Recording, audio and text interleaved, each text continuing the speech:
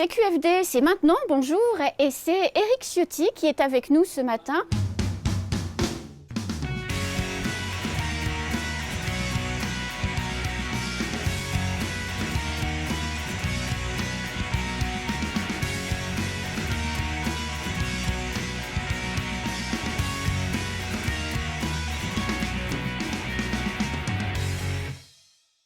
Monsieur le député, bonjour. Bonjour.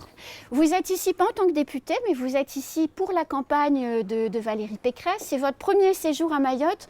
Vous avez eu le droit hier à un accueil ultra chaleureux, ultra populaire, je dirais à la mahoraise, mais aussi à la mode LR. Quel est votre premier sentiment sur Mayotte? C'est vrai que c'est la première fois que je viens à Mayotte. J'ai beaucoup travaillé sur Mayotte, indirectement à l'Assemblée nationale, notamment sur les questions d'immigration, avec mon ami Mansour Kamardine. Mais ici, bien entendu, j'ai ressenti la force, la chaleur de cet accueil qui m'a été réservé hier en arrivant à l'aéroport avec tous les amis de la Fédération des Républicains. Et j'ai pu mesurer immédiatement aussi la force, les atouts de ce territoire et en même temps ses difficultés, ses fragilités auxquelles nous devons, et c'est l'enjeu aussi de cette élection présidentielle, apporter des réponses très fortes, très déterminées. Il y a trop longtemps que cette île souffre et qu'elle ne bénéficie pas du soutien de l'État français comme il se devrait. Alors, on est dans une carte postale idyllique ici, hein, on est au Sakouli, mais dans quelques minutes, vous serez sur l'autre revers de la médaille de Mayotte, vous serez à Doujani avec le maire de Mamoudzou dans un quartier en grande difficulté. Alors, n'y allons pas par quatre chemins, entrons dans le vif du sujet. On vit des conditions d'insécurité incroyables ici à Mayotte. Si Valérie Pécresse devient présidente de la République fin avril, qu'est-ce que vous allez faire pour nous ramener cette sécurité dont on est privé depuis tellement longtemps? La situation aujourd'hui est insupportable. Tous les indicateurs, ceux de la violence, ceux des homicides, traduisent une explosion de l'insécurité. D'ailleurs, j'ai vu dans le courrier adressé par l'USM, le syndicat des magistrats aux autorités gouvernementales, que les magistrats eux-mêmes dénonçaient cette augmentation très forte de l'insécurité et de la violence. Donc aujourd'hui, personne ne conteste cette situation qui porte atteinte à la liberté individuelle. Quand tous les indicateurs soulignent que beaucoup de Mahorais ont peur de sortir de chez eux, l'INSEE a dit 60%, que c'est aussi un handicap majeur pour tout développement touristique aujourd'hui. Donc il faut s'attaquer avec force à ce problème. Il faut le faire au plan policier, au plan de la gendarmerie nationale, bien sûr, plus de moyens, mais la vraie réponse, les deux vraies réponses, se traduisent au niveau d'une lutte avec beaucoup plus de détermination contre l'immigration illégale, puisque cette immigration, on le sait, et nul n'est besoin de masquer la réalité, est source de délinquance. Oui. Il y a un lien direct, naturel. Plus il y a d'immigration illégale, plus il y a de délinquance. Et la deuxième réponse, le deuxième sujet sur lequel il faut travailler fortement, c'est la réponse pénale. C'est la capacité carcérale notamment. On voit bien, et notamment sur les interpellations des passeurs, que la réponse pénale n'est pas adaptée. Voilà, qu'il y a des libérations quasiment instantanées. Il faut plus de capacité carcérale, ça passe par le respect des engagements sur la prison qui n'ont pas été tenus et ça passe aussi par des établissements, centres éducatifs fermés. Alors le garde des Sceaux vient faire des annonces, mais on est à la fin d'un double quinquennat Macron-Hollande qui a été les doubles quinquennats du déclin, de l'affaiblissement de la sécurité sur ce territoire. Et ça, c'est insupportable. Avec Valérie Pécresse, nous voulons partout sur le territoire national, mais particulièrement à Mayotte, apporter des réponses très fortes pour rétablir l'autorité de l'État ici. Alors on a une délinquance juvénile très importante. 30% des faits commis sont commis par des mineurs qui sont nés souvent en France, mais de parents comoriens. 9000 mineurs isolés à peu près, hein, selon les statistiques officielles. Si Valérie Pécresse devient présidente de la République, est-ce que vous vous engagez à faire ce qui n'est pas fait aujourd'hui, c'est-à-dire raccompagner les parents avec leurs enfants ?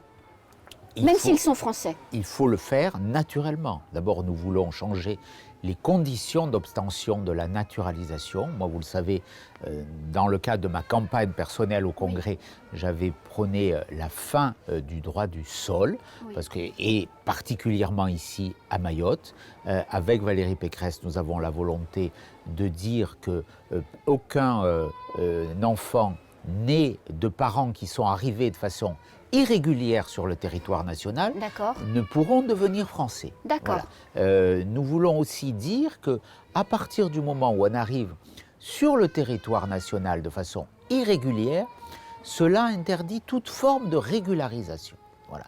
Donc il faut qu'il y ait ces messages qui soient adressés clairement à ceux qui veulent utiliser, abuser les faiblesses de gouvernements qui finalement ont bradé notre nationalité et ne considèrent pas que la lutte contre l'immigration illégale est une priorité de gouvernement. Nous, nous le disons et nous le ferons. C'est ça l'important, parce que les paroles, surtout à quelques jours d'une élection présidentielle, comme le fait le gouvernement et l'exécutif, ne suffiront plus. Voilà. Ce problème, il est majeur. On en a beaucoup parlé à l'Assemblée nationale, et je le redis avec Mansour Kamardine. Nous en avons, il a pris la parole des dizaines de fois, chaque fois sur des textes essentiels. Nous avons porté ensemble des amendements sur ces questions, mais il faut avancer fortement. La question des mineurs isolés est insupportable. C'est une charge aussi pour le conseil départemental. Qui n'arrive pas à faire face. J'y étais pendant ce séjour. C'est un coût gigantesque. Plusieurs, on m'a parlé de plus de 50 millions d'euros à la charge du département sur cette question. C'est gigantesque. On en a parlé avec le président. Et donc, il faut que l'État assume ses responsabilités en la matière. Ça passe par une reconduite à la frontière. Il n'y a aucune raison qu'aujourd'hui, Mayotte conserve des mineurs qui relèvent d'autres pays. Parce qu'ils sont français, ils sont nés en France. Donc c'est pour ça aujourd'hui qu'on ne les renvoie pas. On renvoie les mamans ou les papas seuls parce que les enfants sont a priori français puisqu'ils sont nés ici. Mais c'est toute la question. Changer le code de la nationalité. Voilà, pour ne plus créer ces situations. Ça avait été évoqué, notamment il y a quelques années par François Baroin pour Mayotte. Moi, je suis, à titre personnel, pour la généralisation, le retour au droit du sang, qui a été en vigueur dans des moments importants de l'histoire de France. Mais en tout cas, d'ores et déjà, arrêtons avec ce système qui ouvre la boîte de Pandore, comme vous le soulignez, et puis qui est un appel d'air aux passeurs. Voilà, à ceux qui profitent et au trafic de marchandises illégales. Des failles de ce système. 10 000 naissances par an, Monsieur Ciotti, une classe par jour. Aujourd'hui, on ne scolarise plus les enfants puisqu'on manque de place. Le fait de changer le code de la nationalité, ça aura un impact sur les naissances, selon vous ? Bien sûr, j'en suis convaincu, parce que ces naissances, comme vous le soulignez, aujourd'hui, elles se font parce que derrière, il y a la possibilité d'obtenir la nationalité française. C'est pour cela qu'on vient, on recherche la naissance ici à Mayotte. Mamoudzou, première maternité d'Europe.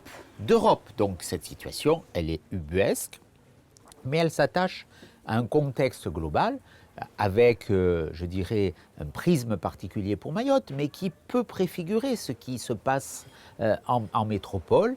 Il faut que nous ayons une réponse, et nous en avons la volonté avec Valérie Pécresse, très forte, très globale, pour lutter contre l'immigration illégale et pour lutter parallèlement contre l'insécurité. Moi, je le dis, je suis un homme de vérité, je dis les choses, ça m'a été souvent reproché, mais peu importe, il y a un lien direct entre l'immigration et la délinquance. Voilà. C'est vrai ici, 80% des personnes détenues sont de nationalité étrangère. Voilà. C'est la réalité. Et c'est 25% en métropole.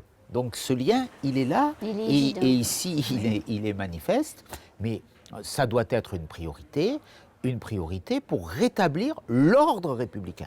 Il faut que Mayotte retrouve l'ordre républicain.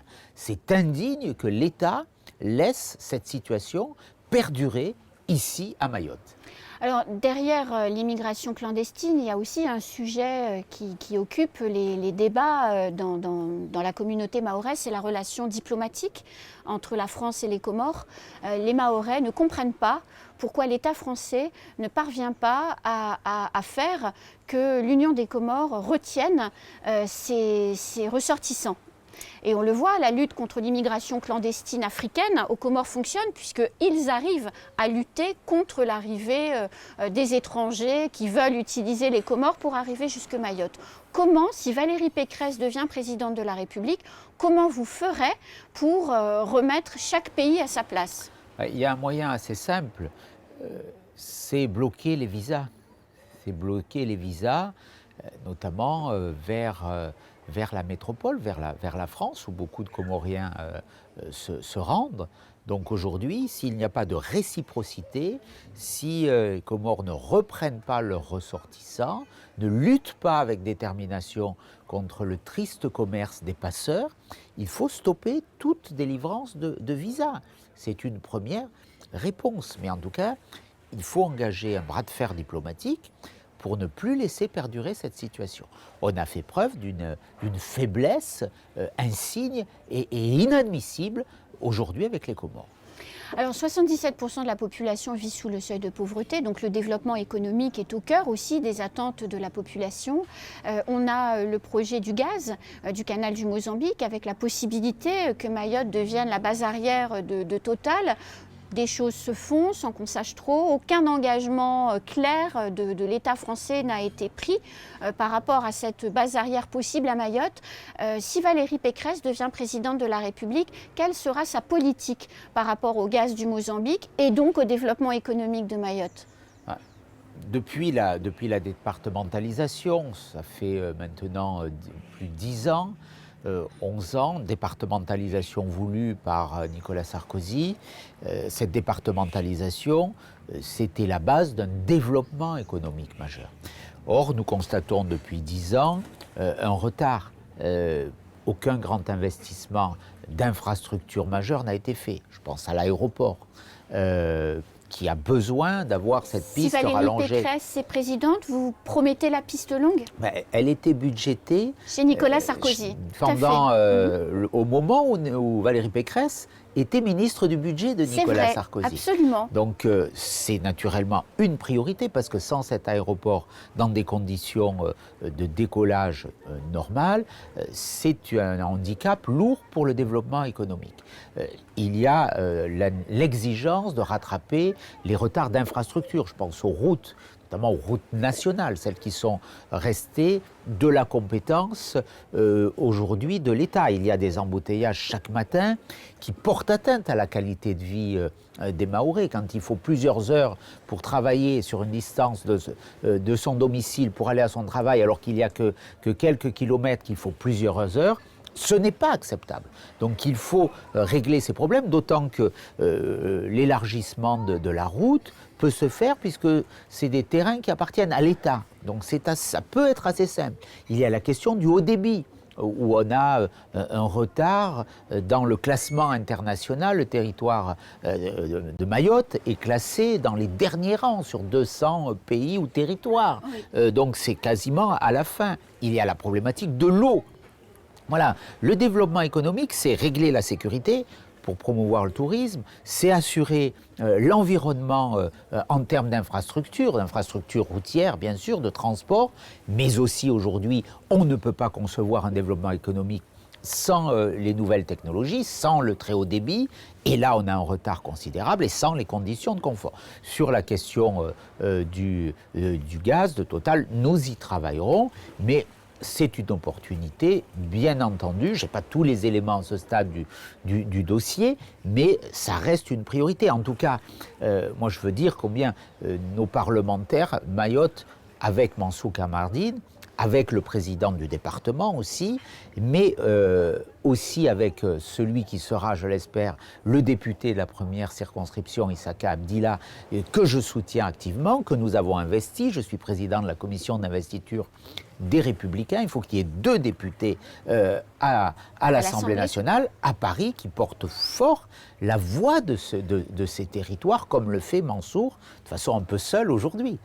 Alors, derrière l'enjeu du développement économique, il y a aussi l'enjeu de l'emploi, à la fois l'attractivité pour faire venir de métropole les compétences dont les entreprises ont besoin, compétences qu'elles n'arrivent pas à faire venir dans la durée, mais il y a aussi la formation locale. Les jeunes Mahorais qui ont leur bac et qui partent faire leurs études en métropole échouent beaucoup plus que les autres ultramarins. Qu'est-ce qu'il est possible de faire pour que Mayotte dispose de jeunes Mahorais formés et compétents pour relever le défi du développement? Il y avait eu cette volonté aussi de Nicolas Sarkozy de créer ce centre universitaire ici. Oui. Ça a été fait. Oui. Et d'ailleurs, là encore, Valérie Pécresse était ministre des Universités, c'est elle qui l'a décidé. Absolument. Sous la présidence de Nicolas Sarkozy. Comme d'ailleurs, elle a mis en place, en tant que présidente de la région Île-de-France, des échanges entre les jeunes, pour les jeunes Mahorais sur des stages qui sont offerts. Donc il y a eu ce partenariat, ça veut dire que Valérie Pécresse aime cette terre française ici de Mayotte. Donc nous voulons donner les moyens aux jeunes d'avoir ici des conditions de formation adaptées. Et vous rappeliez il y a quelques instants la difficulté, là aussi, dans chaque école, parce qu'il y a une difficulté de scolarisation, du fait de l'exigence de prendre en compte les mineurs de nationalité étrangère, ce qui rend la scolarité très difficile, notamment quand ces jeunes ne parlent pas français. Alors, derrière le développement économique, quand on a travaillé toute sa vie, et c'est bien logique, envie de prendre sa retraite, sauf qu'à Mayotte, prendre sa retraite, c'est compliqué parce qu'on n'a pas de retraite très élevée. La convergence des droits, elle est attendue pour 2036, sauf que d'ici 2036, tous les gens qui travaillent n'auront pas une retraite complète. Si Valérie Pécresse devient présidente de la République, qu'est-ce qu'elle fera sur ce thème essentiel pour les habitants et l'attractivité? Bien sûr, il faudra naturellement, et c'est une question essentielle, travailler sur la convergence des droits sociaux. Je suis extrêmement choqué par cette différence qui existe aujourd'hui entre la métropole et Mayotte. Pourtant, le coût de la vie ici est plus élevé qu'en métropole. C'est un des lieux où le coût de la vie est parmi les plus élevés. Et nous avons ces droits qui sont différents. Cela est humainement, je dirais pour tous ceux qui sont attachés à l'égalité, c'est la devise de notre République, insupportable. Vous l'avez dit, convergence des droits qui était évoquée pour 2036 dans le projet de loi qui a été avorté, puisque c'était plus un tract électoral qu'un projet de loi, qui a été rédigé sans aucune concertation avec les élus, qui a été rejeté à l'unanimité, quelles que soient les positions des membres du département, et ils ont eu raison, parce qu'on ne fait pas un texte contre la volonté des Mahorais, on ne met pas en place un établissement public pour se substituer au conseil départemental et aux élus, c'est aux Mahorais à choisir aussi ici, avec leurs élus, leurs conseillers départementaux, leurs maires, l'avenir de cette terre. Mais Mansour Kamardine avait déposé des amendements dans la loi 3DS que j'ai soutenus à l'Assemblée nationale, disant que cette convergence, elle doit arriver dès 2025.